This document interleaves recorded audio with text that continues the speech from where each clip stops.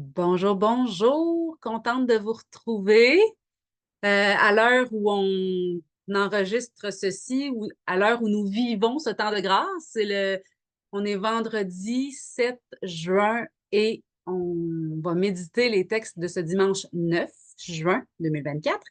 Sauf qu'aujourd'hui, c'est la fête du Sacré-Cœur, ce cœur qui a tant aimé le monde.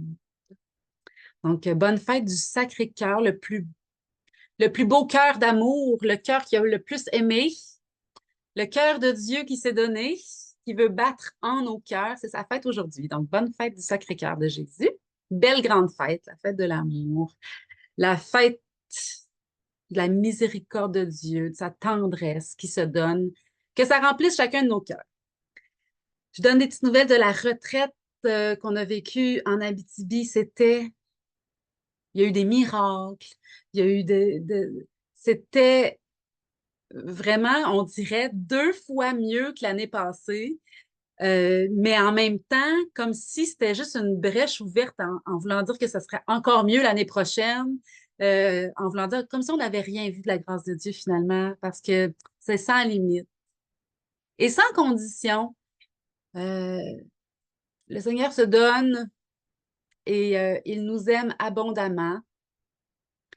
Il n'a de cesse de nous aimer, de nous le dire, de nous le manifester. Donc, on va plonger là-dedans.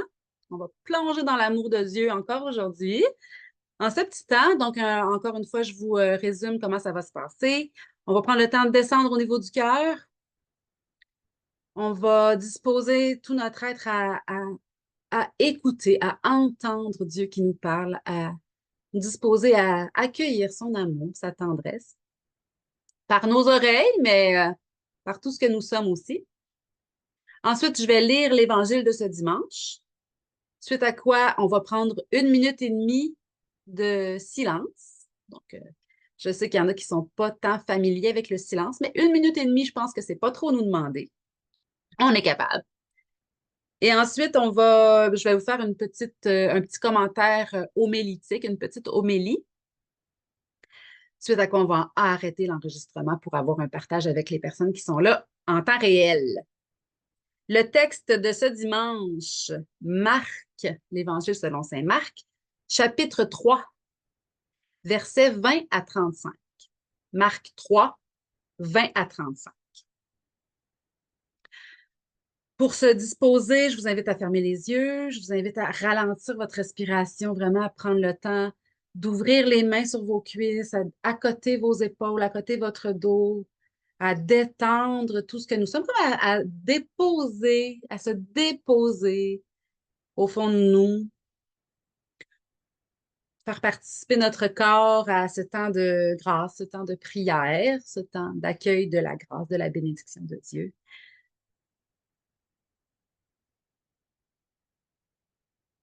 Au nom du Père, du Fils et du Saint-Esprit. Amen.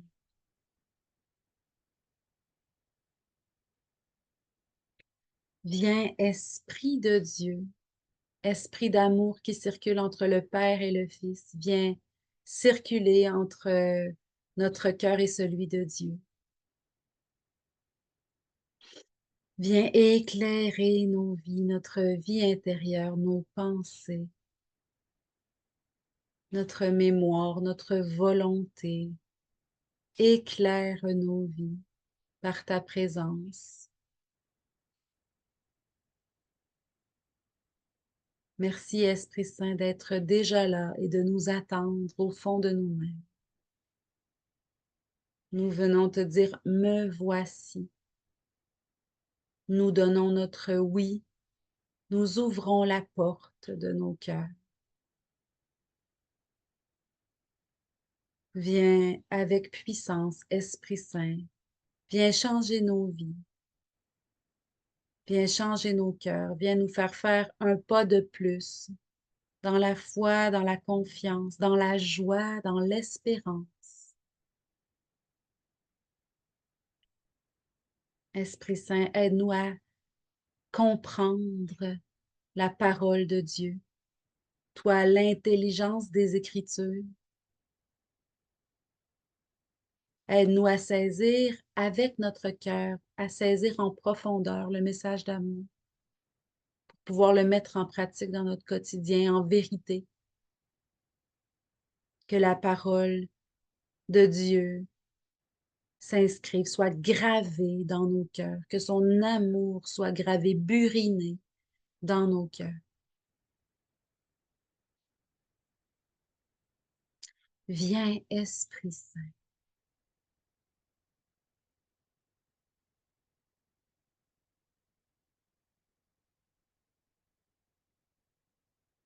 En ce temps-là, Jésus revint à la maison où, de nouveau, la foule se rassembla, si bien qu'il n'était même pas possible de manger. Les gens de chez lui, l'apprenant, vinrent pour se saisir de lui, car ils affirmaient: il a perdu la tête. Les scribes, descendus de Jérusalem, disaient: il est possédé par Béelzéboul. C'est par le chef des démons qu'il expulse les démons. Les appelant près de lui, Jésus leur dit en parabole: comment Satan peut-il expulser Satan? Si un royaume est divisé contre lui-même, ce royaume ne peut pas tenir. Si les gens d'une même maison se divisent entre eux, ces gens ne pourront pas tenir. Si Satan s'est dressé contre lui-même, s'il est divisé, il ne peut pas tenir, c'en est fini de lui. Mais personne ne peut entrer dans la maison d'un homme fort et piller ses biens s'il ne l'a d'abord ligoté. Alors seulement il pillera sa maison. Amen, je vous le dis. Tout sera pardonné aux enfants des hommes, leurs péchés et les blasphèmes qu'ils auront proférés. Mais si quelqu'un blasphème contre l'Esprit Saint, il n'aura jamais de pardon. Il est coupable d'un péché pour toujours. Jésus parla ainsi parce qu'ils avaient dit: il est possédé par un esprit impur. Alors arrivent sa mère et ses frères. Restant au dehors, ils le font appeler. Une foule était assise autour de lui. Et on lui dit: voici que ta mère et tes frères sont là dehors, ils te cherchent. Mais il leur répond: qui est ma mère? Qui sont mes frères? Et parcourant du regard ceux qui étaient assis en cercle autour de lui, il dit: voici ma mère et mes frères. Celui qui fait la volonté de Dieu, celui-là est pour moi un frère, une sœur, une mère.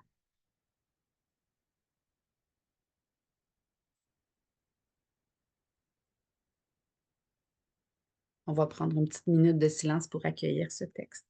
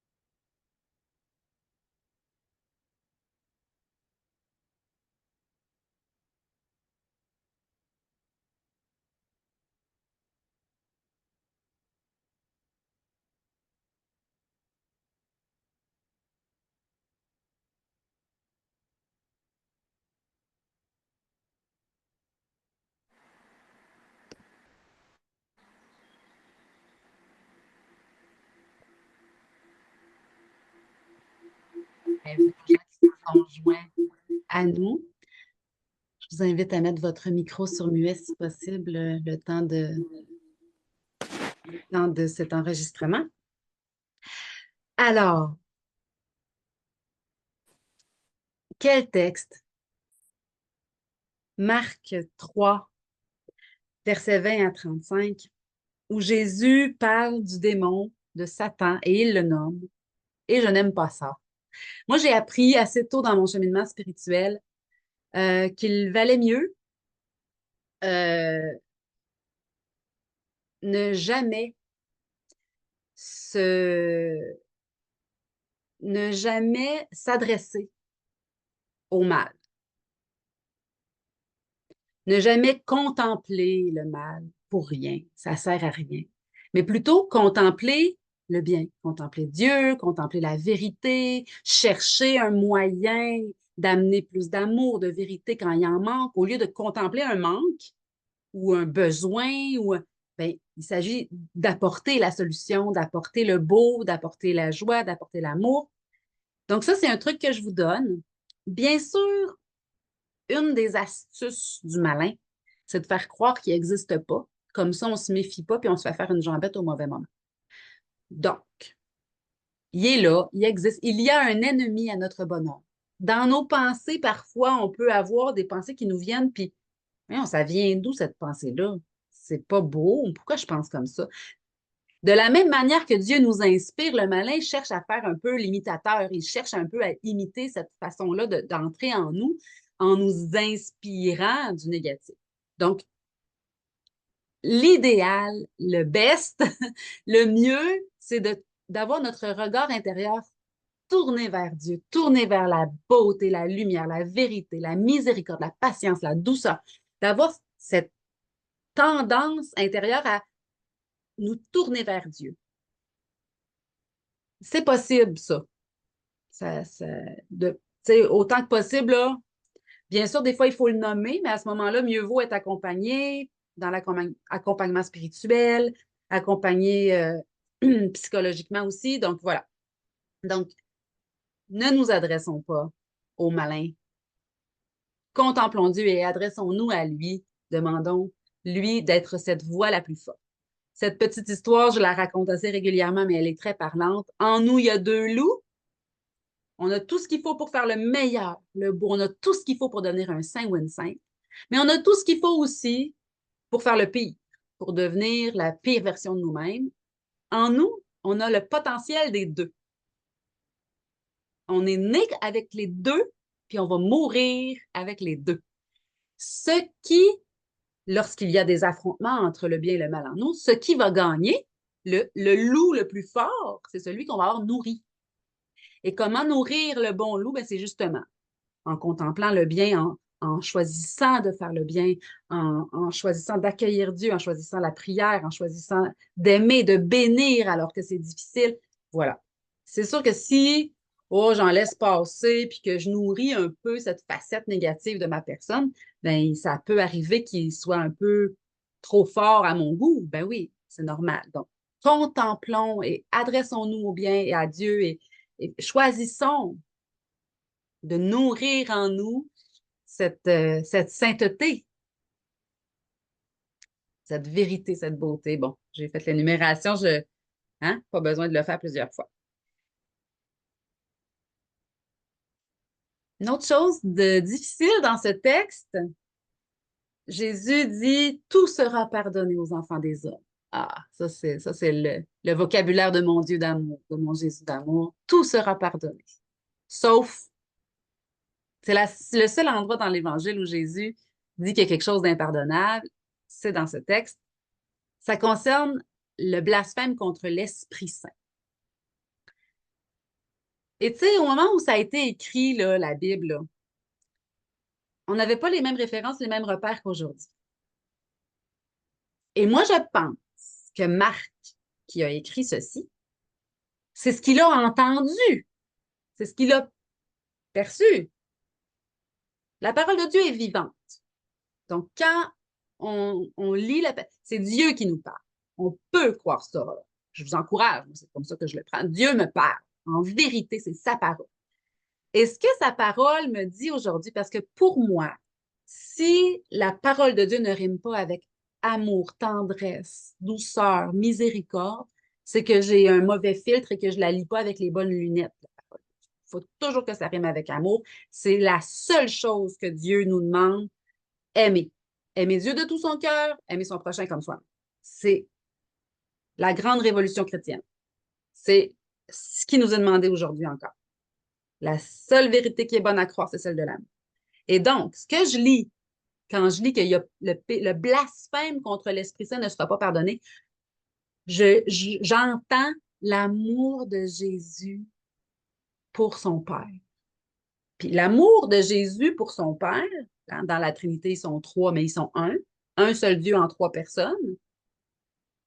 Ils sont un dans l'autre, indivisibles.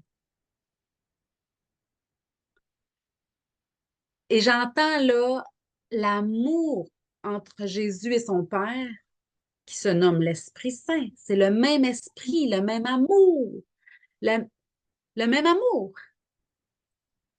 Et Jésus est si amoureux de cet amour-là qu'il c'est comme de blasphémer contre cette vérité d'amour, c'est comme d'assassiner quelqu'un. Tu peux, tu sais, euh, il est tellement amoureux, ne parle pas. Tu sais, quand on dit, moi, quand j'entends un de mes amis ou une de mes amies dire que je suis conne, ou que je suis conne, dis pas ça de mon ami. Tu sais, je lui dis ça, ben, par exemple, à lui, dis pas ça de toi, dis pas ça de mon ami. Ben, c'est comme si Jésus disait ça. Dis pas ça de nous. C'est ce que j'entends, c'est l'amour de Jésus pour l'esprit.